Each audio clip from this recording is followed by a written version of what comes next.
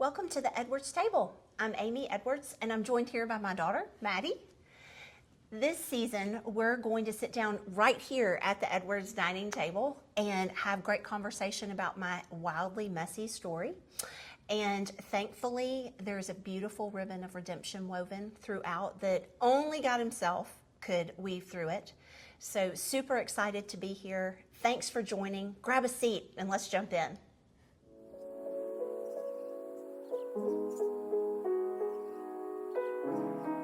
Well, hey everyone. Thanks for stopping by again and joining us today at the Edwards Table. So glad to have you guys here. If you were here last time, we kind of wrapped up talking through this gal's story of how she came to be. Yes. Yay! And toward the end of what I talked through, had a lot of medical issues and wound up having to have a hysterectomy at the ripe old age of 29. So that was kind of where we left off. So today we're gonna jump in, but before we do, we definitely want to say a big shout out and thank you to Kimmy G. Yes. We've got these awesome bracelets that she made for us, and I'll try to zoom in and show you, but she made us a charm with our logo on it, which I think is super cool. And she also put a cross charm on there. So I'll zoom in, prayerfully we'll be able to see. If not, I'll drop a picture in. And then second of all, you might notice we have a real live plant. So shout out to Jennifer J out there. Thank you, Jennifer, for loving on us. Both of these ladies have been a huge part of like encouraging us and cheering us on. So thank you both. We're very glad and thankful for very sweet gifts. So, all right. So let's see, Mad. We will we'll talk about my Fat Amy phase is what I call it. I'm the original Fat Amy before Pitch Perfect, so everybody can calm down. Don't get into it.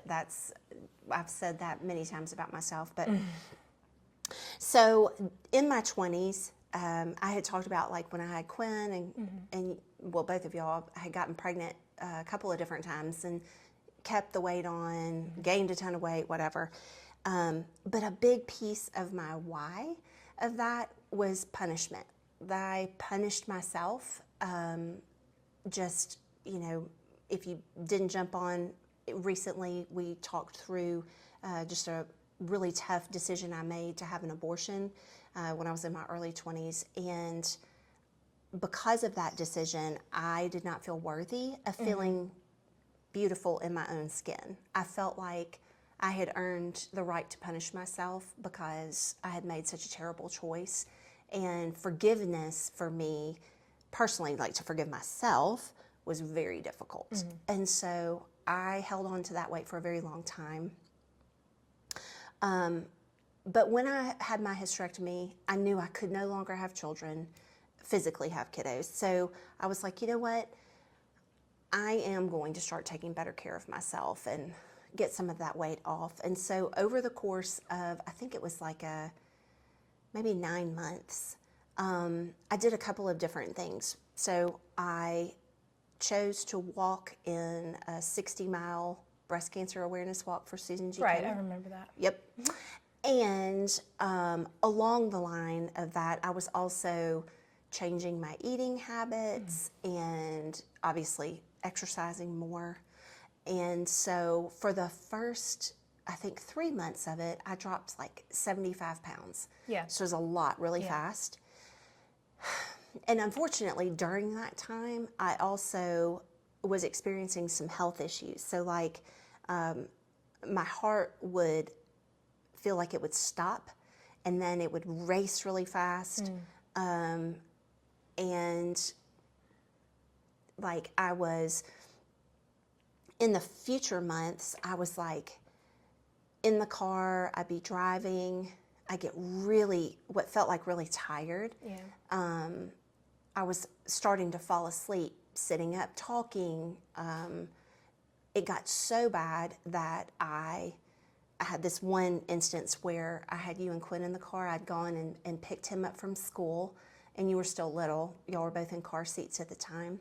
And I remember getting on the highway to go out to our house, and then the next thing I knew, I had driven several miles that I didn't remember.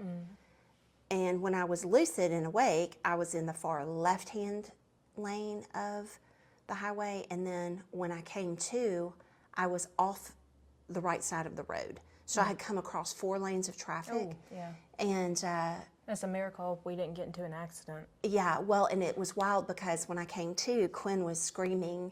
You were crying. Everybody was upset. But he was yelling, you know, Mommy, you almost hit that 18-wheeler. You almost hit that 18-wheeler. And I didn't remember any of it, none of it. So immediately I called Dad, and I'm like, I don't know what's going on with me, but like, I'm really scared. You know, I've got the kids in the car. And so he drove to come and meet me and followed me home, and I came home. And then for the next 11 months, I spent trying to figure out what was wrong with me. So I went to all these different doctors. They ran all these tests. And, you know, they couldn't find anything wrong with me. So I finally, I had like some gastro issues where I just would feel nauseous and didn't want to eat. Like I said, my heart was going all crazy. I was exhausted.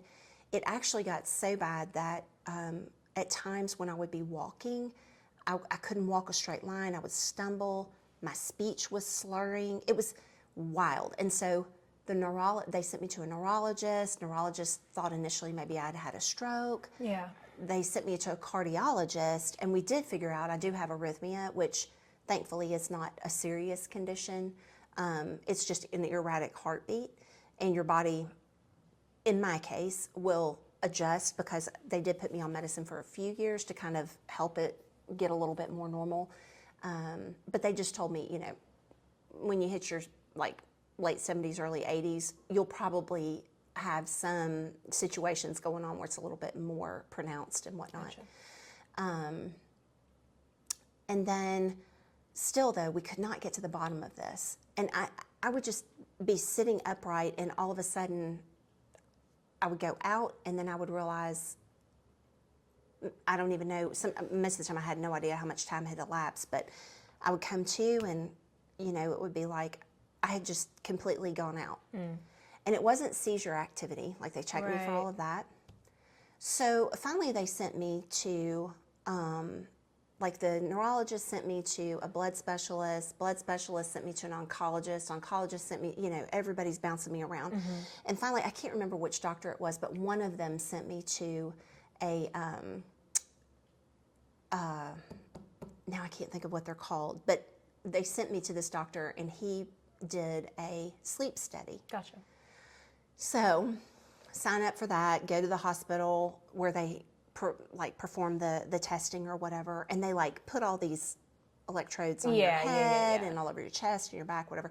So they're checking, you know, your breathing and your heart and your brain waves and all the things. And it's kind of wild because you walk into the hospital, but then you go on this floor of the hospital and you go in, and it's like you're going to a hotel room. It's literally set up just like a hotel. So it's kind of wild. Yeah, that is. Yeah, I know.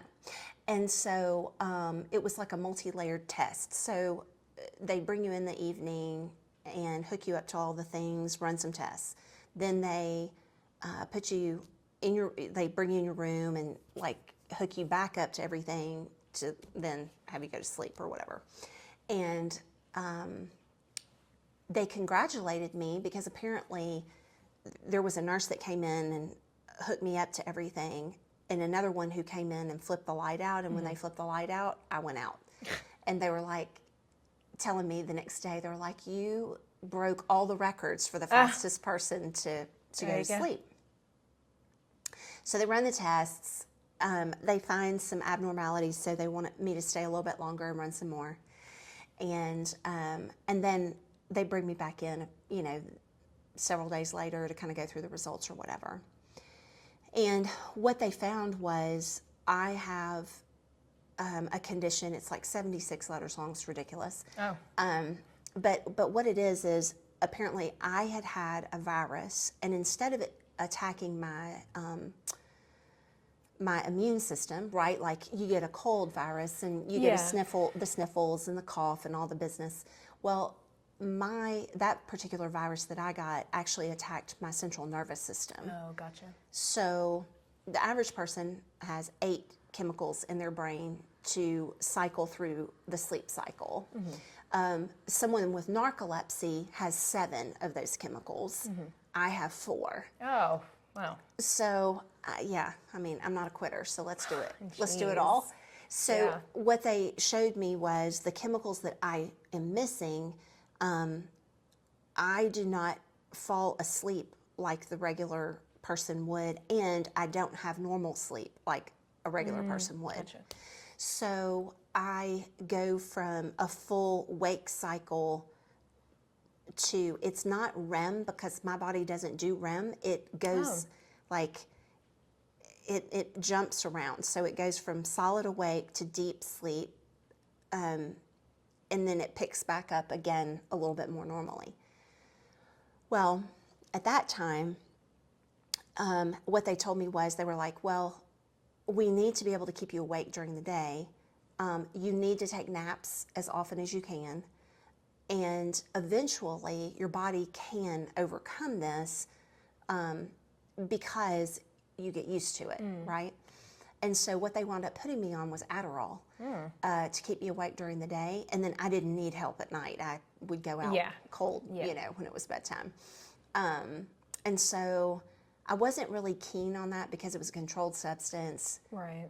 But also, I was a young mom of young kids. I needed to be awake. I was a stay-at-home mom. I needed to be able to take care of y'all, take care of the house, whatever. And so I took the Adderall for, gosh, a few years. And I had to have, you know, I'd said about my heart situation, so they had to kind of like balance out my medicine. Right. So after a few years of being on both, I got weaned off of the heart medicine, which was good, but the Adderall, I maxed out my amount because the more I would take, the worse it would be on my heart. Yeah. And so my cardiologist told me, she was like, you know, I really don't want you to up that dose. I think that's the max amount that they would give me anyway. And she was like, because it really will start to mess with you. Yeah. And part of it was when she was looking into my heart situation, my heart rate, I was on a monitor for my heart for, probably a year, that whole year of time. Like they were trying desperately to figure out what was going on. But my heart rate, my bottom number on my heart rate would bottom out in the 40s, which typically that's end of life for people. Like you're not hanging around when, you know, it's like 70 over 40, you know, which was part of the reason why I would go from awake to asleep. Yeah, because you're like working so much overtime. Yeah, my body was like, ma'am, we will be resting. Yeah. So it was over the course of several years of just balancing medicine, balancing lifestyle, and whatnot. But the great news was we did have an answer. We did understand what I needed. And so as I was able, I did nap. And that did help my body, albeit my naps would be 3 or 4 hours long. And then I would be able to get up, do afternoon and evening duties, and literally go get in the bed by 10 and sleep until 6 the next morning. Yeah. No problem. The problem was I never felt rested. Like when I would wake up, I would still feel exhausted. Yeah. So good news, we got it figured out. Over the course of years, also, I got to back out of the nap situation where then if I was feeling really tired, really drained, I could set an alarm for 20 minutes and do just a power nap, and that would reset my body. Yeah. So that's actually what I do now. It's very rare anymore that I have to do it, but occasionally I'll have those days where You're just like, you got to be able to sleep for a little bit. I just gotta stop for a minute, give my brain and my body just for 20 minutes of a break, and then like pop You're right back good, up, and then I'm good to go. It's like Okay. I just woke up refreshed and ready. Yeah. And then the other thing too, during that time when I was losing weight, I actually, over the course of that 9-month period I was talking about, I actually had to stop exercising because it was just pulling my heart rate so low. Right. You know? And so my cardiologist was like, listen, like, atta girl, good job, and we got to back off a little. And that was a little... You had to do like more of like just low intensity kind of things that wouldn't raise your heart rate that much. Right. And so pretty much I didn't exercise because they were during that time of trying to get me all figured out. But by the end of all of it, I had lost 125 pounds. Yay. And felt like a human being again. I got braces. Yes, I remember the braces era. Yeah, and so I just started really investing in myself. I started, you know, getting my hair cut and colored again, getting my nails done, like really starting to take care of me and invest in myself and just feel beautiful in my own skin.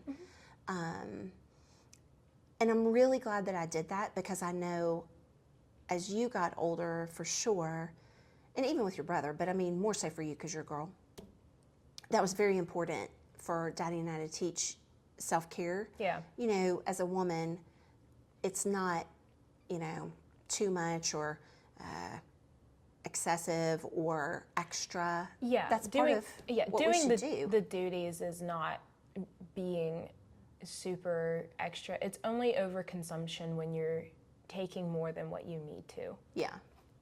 And so, but taking care of yourself, because we are wired to be caretakers, sometimes is tricky. Sure. There's a lot of guilt and a lot of shame in doing things. When, you know, the world tells us, put your kids above everything else, and you know what I mean? So that for me was really good. Like, I was very appreciative of Dad's support too. Like, he really pushed me hard to say yes to those things. I think too, like you said though, I don't think that like, and I know that there can be like a lot of, I don't know, just I guess talk about, like you said, like putting your kids above everything else. But also too, I think that, you know, it's kind of like what you said, if you don't take care of yourself at least a little bit, like give yourself a little bit, like 5% of that 100% to yourself, then you're not going to be in your best mental state to be able to take care of your kids at that 100%. So it's like, well, it's a delicate balance, but... Yep. Oh, I absolutely agree with you. Yeah. You know, the old saying is you can't pour out what you don't fill in. Yeah. So, you know, that picture kind of an image of like, if you haven't poured into yourself, you don't have anything to give to anyone else. Right. And I notice a lot of women too, who have children are very, very jealous of women who do that. Like when they do have kids, because they're not pouring into themselves for whatever reasons are going on at home. But then when you see the mom that shows up every day with like her hair and makeup done and like is wearing nice clothes and brings her kids to school every day like everyone else, it makes people feel uncomfortable because they know that they can be changing things in their routine. It's the same thing with losing weight that I find. They know they can change things in their routine, they just don't have the motivation or drive to do it. And so it makes them upset to see other people do the things they want to do.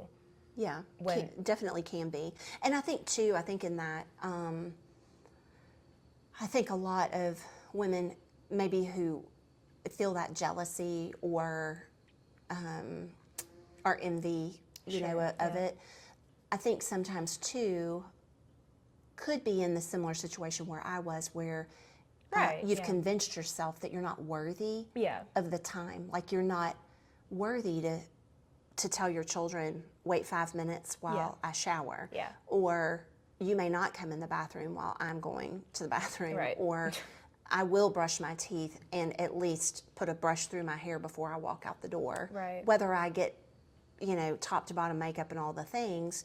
But I think what we both are talking through too is that you are worthy of feeling good. So if it's a hot day, just because, you know, you don't feel like fooling with your hair, whatever, if you feel confident and comfortable in the skin that you're in and you feel ready to go tackle your day. Yeah, you don't care if you look a hot mess a day or two. Yeah, it's not life or death, but also giving yourself that permission that, yes, I am valuable and I'm worthy of taking care of myself as much as I am taking care of my family. Right. And even if you're not a mom It's the same or thing, yeah. married, Yeah. zero. If you're single, 1,000% the same thing applies. Is that your worth and your value? Like, I've always said this to you and Quinn, and I always hope that anybody I'm around understands. My hope for human beings, period, truly is like when you look in the mirror, that you fall in love with the person you see.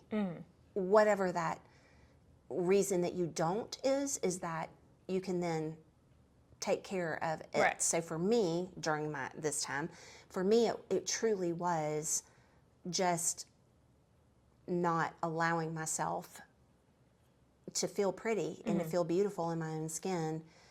And I'm not saying that if I had held on to that extra weight, I couldn't still feel pretty or beautiful. But given why I held on to the weight. Yeah. Also, too, You know? you had little kids at the time as well, and like, you know, it's much more difficult to try to like give your attention as much as you did if you did hold on to the weight. Yeah. It would have been very difficult. Oh, for you. yeah, because, I mean, Because carrying all that. Me, I wasn't sitting still worth a crap. Like, I wanted to go outside Right. until I died. So, yeah, I can only imagine. Yeah. And I think, too, that it's one of those things. I know, unfortunately, in the world we live in today, I'm stepping on toes, I'm sure, but not with malice or ill intent. It truly is just knowing the difference. And I mean, I'm fluffy right now because we've both hashtag 50 plus. Well, we both walked that line, and I can tell you right now, it wasn't even as much for me as it was for you, but there is a serious difference. Yes. And so, we'll talk more about that here in upcoming episodes. But I can't make people, especially people who are in the before picture that I was in, you're never going to know how it's really going to feel and change your life until you do it. Right. And so you're stuck in the state of you living the way that you are and think that's the only way that you can live your life. And it makes a serious difference when you start making changes and you see the result of that. Yeah. And I think, too, a big problem is people come at it almost always with the wrong mindset of how they should look at losing weight. And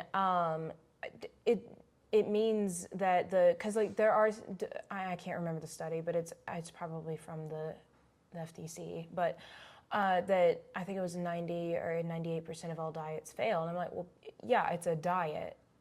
It should be a lifestyle change. It should be a lifelong change is what you're doing. And if you don't approach it with that mindset, then you will treat it like it's just for a period. Right. Even if you consciously don't think it, you're subconsciously telling yourself, this is only going to be for a period of my life, and then I can go back and do what I wanted to do. Well, that's not true. And it's the same thing, you know, if we want to get spiritual, it's the same thing with becoming a Christian. It's like, no, you can't go back to the same ways that you were after you proclaim Jesus Christ as your Lord and Savior. Right. And it's hard. 100%. It's hard. Absolutely. 100%. And it's very much something you just have to make peace with the fact that you will relapse, but that doesn't mean you should give up. Nope.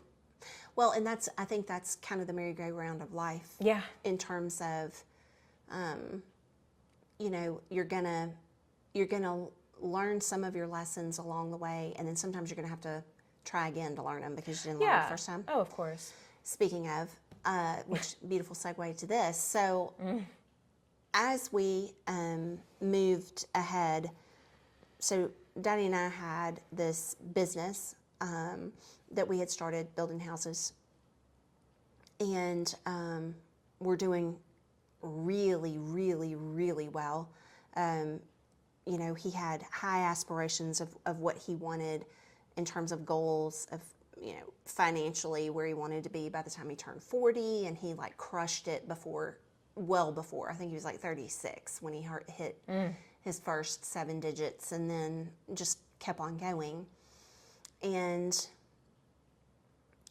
during that time for he and I, our relationship really took a back seat to business and parenting.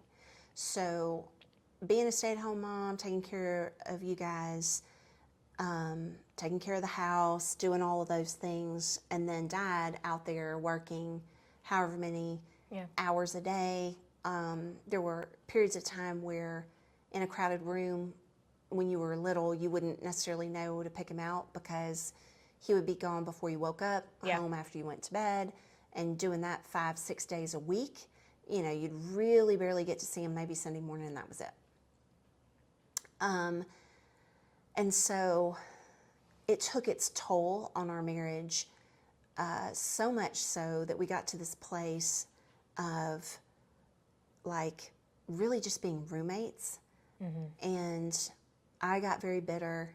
He got very bitter. And so, unbeknownst to the other, we both were considering our options for divorce. I had found myself a job, an apartment, kind of got things lined up. And he hadn't done those things, but had definitely like been thinking, you know, what it would look like or whatever. And so it happened to be around the time where I was going on a girls' trip. And I think we've established I'm not like wild and crazy. This was a scrapbooking trip. Oh my gosh. I know. Wild and crazy we are. Truly. So I left for the weekend, and so at these scrapbooking things, they would give you, you would pay for an 8-foot table section, and then they would put you in a group of 4. Oh, fun. So you would have people across and beside you, and you know, so it was a lot of fun. You could talk and whatnot, and I went with my bestie, and so I'm sitting there and I'm listening to like these women talking, and I'm hearing one whose husband is cheating on her tell her story. I'm hearing another whose husband was an alcoholic telling her story. Other women in the room being faced with infertility and not being able to have children, and it was definite. Right. And I'm just sitting there and I'm like, I can't say that my life is anywhere near these people. Like, and I'm thinking, I'm contemplating divorce. Yeah.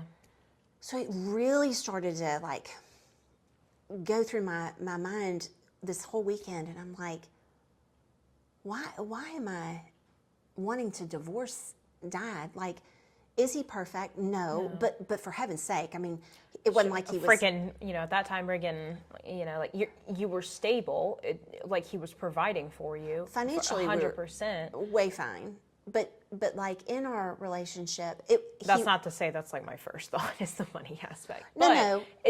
Being stable does play a big role in a relationship. Well, and 2, I mean, he wasn't struggling with addiction. No, he wasn't abusive. cheating. He wasn't cheating. Right.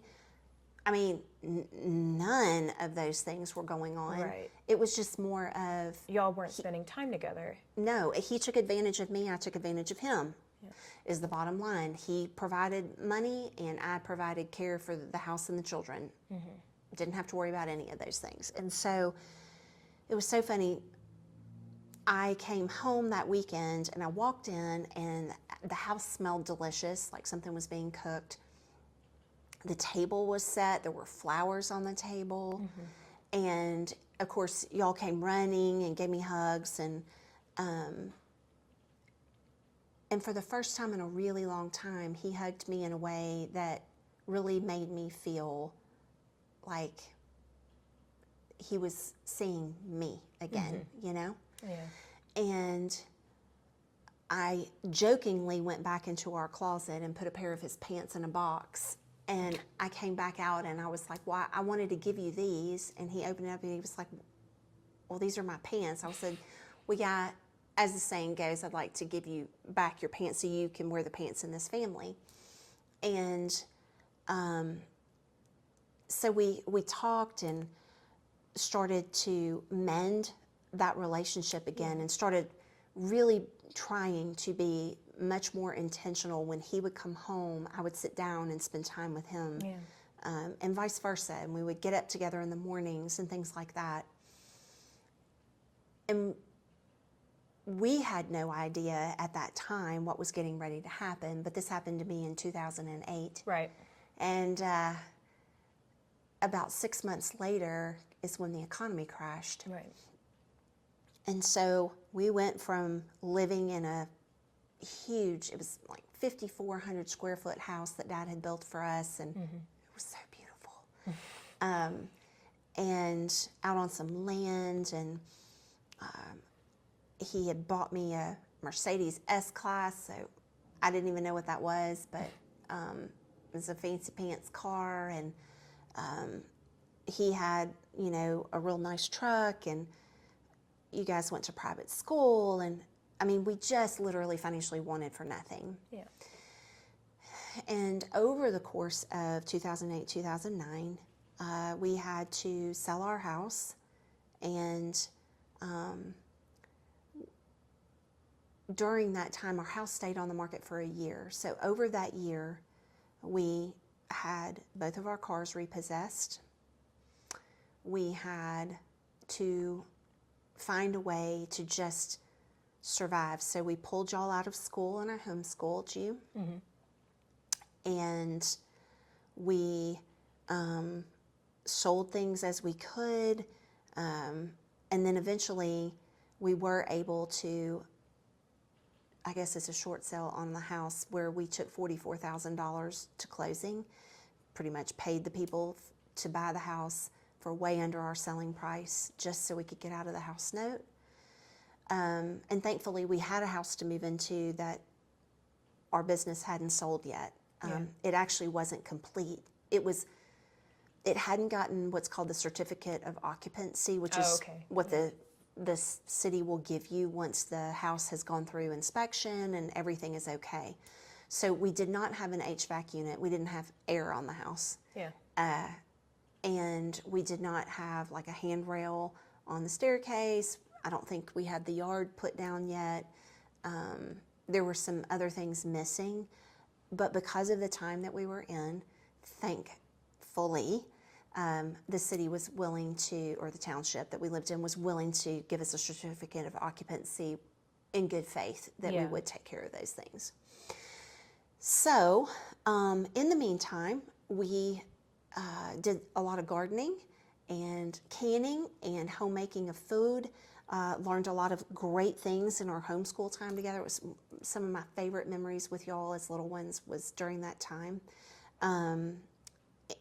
And we had some wild stories. Wild, it's my word. I don't know. I need a new word. But we just had some stories that came out of that time. And I think about that, and I think about two in particular. One was when we sold our house, the people who bought it from us wanted us out on Christmas Eve. Right. And in Memphis, if you're not familiar, Memphis does not have fabulous weather in the winter. No. It's usually cold and a lot of rain or snow and ice, depending. This year in particular was a rainy one. And we had some folks that helped us with moving, but we were trying to do it by ourselves with a U-Haul, and we worked, I think, 2 days before Christmas Eve with, you know, friends coming in, us selling stuff, giving stuff away. We're just trying to get rid of as much as we could. And so Christmas Eve night came, or was it Christmas Eve night?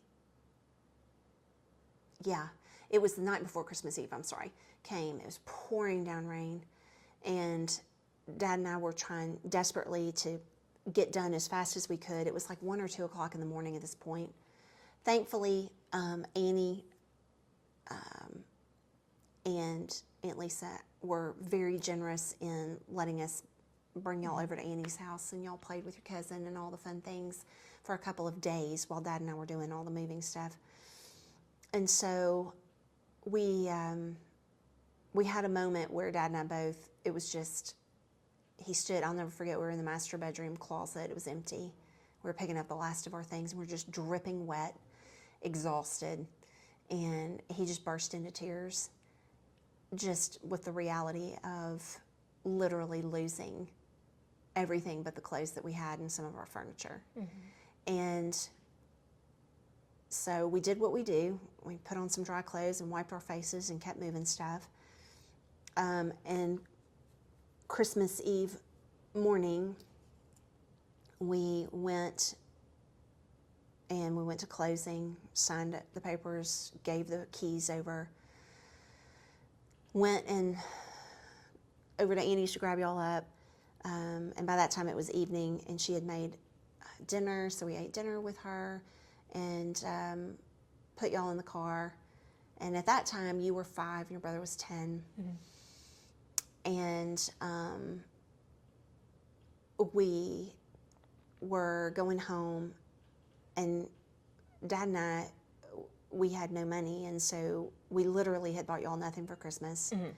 Christmas for us was a very big deal. We always tried to make it a big, fun deal and spent way too much money on children, as you do as parents. But this year was really hard, knowing we had no money.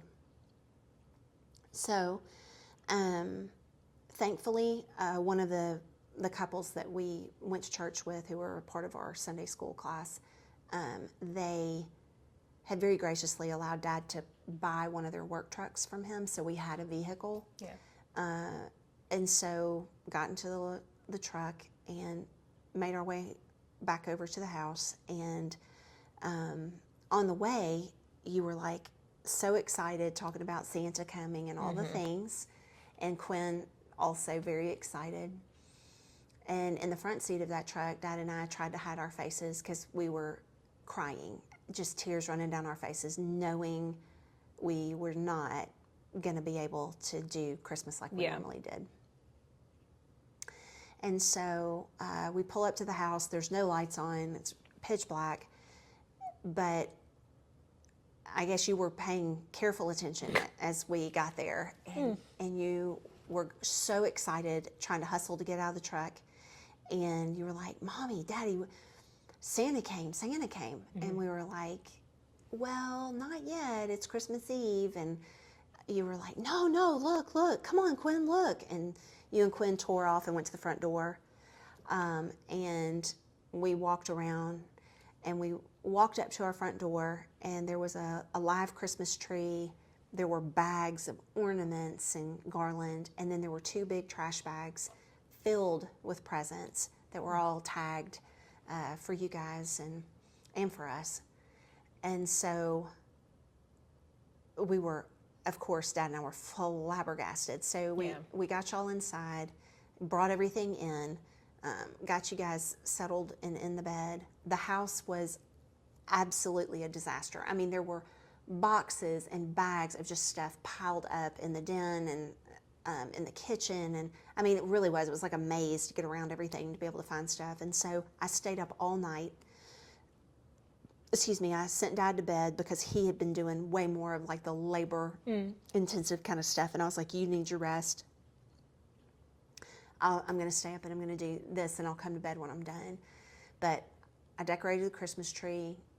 I went through everywhere, found y'all's stockings, was able to get that all set up, took all the gifts that everybody had put at our door. And in the meantime, found in the kitchen, I found flour and sugar and cinnamon and yeast. Annie, I had gotten some milk from her, and so I made homemade cinnamon rolls, which I make every year. And we had a friend, actually, that was going through a really rough time. He had been going through a really, really messy divorce and didn't have access to his children. It was the first Christmas he had spent without them, and so we invited him over. So it was actually really special. We got up in the morning, and y'all were so excited and got really cool gifts, all thanks to some amazing humans that went to church with us and knew that that was something that we could not provide that year. So that was wild. And then also during this period of time, one Madeline Edwards, who was definitely, you were one who was enamored with like, with the supernatural of like the mystery and the magic of things, right? Excuse me. And so we had gone out to the farm where we gardened on some land with Mr. Charles, and Dad and I realized very quickly that we needed gas and we needed food. So for the first time ever, I think we had one canned vegetable in our pantry, and that was it. We had no meat, no eggs, no milk, no cheese, nothing at the house. So we went to the farm to garden, pick whatever we could, and then we had to get gas. Well, in my wallet, I had, from when I was working before, I had a Walmart gift card, and there was a Walmart out kind of in the country where we were. And so I told Dad, I was like, I don't know how much is on here, but let's stop and get gas. And he was like, well, what about food? And I said, well, whatever's left over, just get as much gas as you need to get you through the next few days. At that time, I was cleaning houses and cooking and mending clothes for people. I was doing anything I could as well. And I was like, I know I'll get paid some money, and that'll take care of more gas and get us some more food. And so, again, no idea how much was on there. Gave it to him. He put $13 on there, $13 of gas in the truck, I think it was.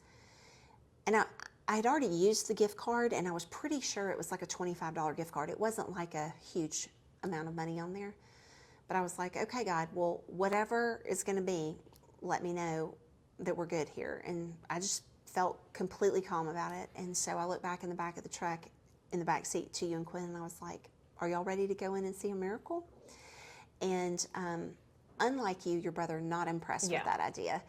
He definitely was in that time, at that age, 10, was like, did not want to be embarrassed, did not want to be silly in public, right? Yeah. And so you're twirling through the parking lot, jumping up and down, excited, clapping your hands, saying things very loudly.